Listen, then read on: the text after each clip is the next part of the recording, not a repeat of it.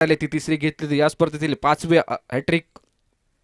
यावेळी पहिल्या चेंडूवर मोठा फटका खेळायचा प्रयत्न उडवला एक्स्ट्रा कव्हरला क्षेत्ररक्षक नाहीये 30 सर्कलच्या बाहेर।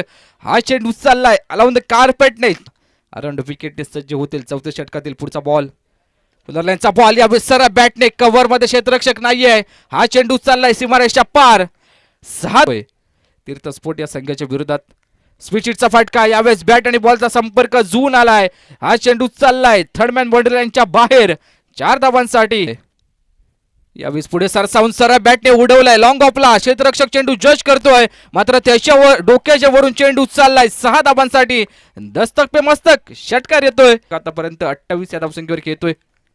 पुढे सरसावून सरळ बॅटने उचलून खेळायचं एक्स्ट्रा कव्हरला क्षेत्ररक्षक यावेळेस अजित पाटील यांच्या हातातून झेल निसटलाय आणि थेट जाऊन पडलाय सीमारेषेच्या बाहेर 6 धावांसाठी षटकार येतोय।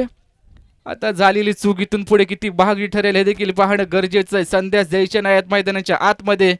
आता मिळालेली संधी अजित पाटील फार कमी चुका करताना दिसतात क्षेत्ररक्षण करत असताना मात्र निर्णायक सामना शुभमेचा पुढचा बॉल ओव्हर द विकेटने पुढे सरसावून खेळण्याचा प्रयत्न सरळ बॅटने उडवलाय लॉंग ऑफला क्षेत्ररक्षक चेंडू जज करतोय मात्र चेंडू चाललाय क्षेत्ररक्षक बनलाय प्रेक्षक 6 धावांसाठी षटकार येतोय। बॉल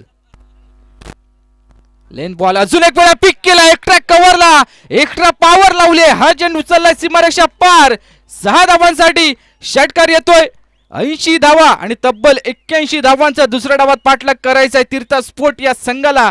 जाऊया मॅच समोरीकडे।